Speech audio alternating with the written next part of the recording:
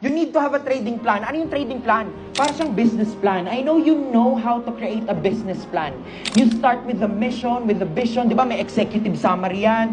Mission, vision, i-discuss yung logo, yung operational blah blah, yung human resource niya. Pasok lahat yun, di ba? And even yung forecast niya, yung contingent capital niya, kailangan meron din.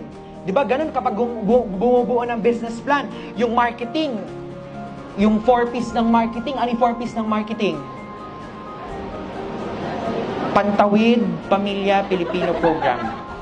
Hindi. Price, placement, promotion, at saka ano pa isa? Product. Yun, product or service. So parang ganun din. Di ba may ganun sa business plan? Si trading plan, pag trader ka, may ganun. Ano yung currency na iti-trade mo? Kailan ka mag-out? Kailan ka magka-cut loss? Kailan ka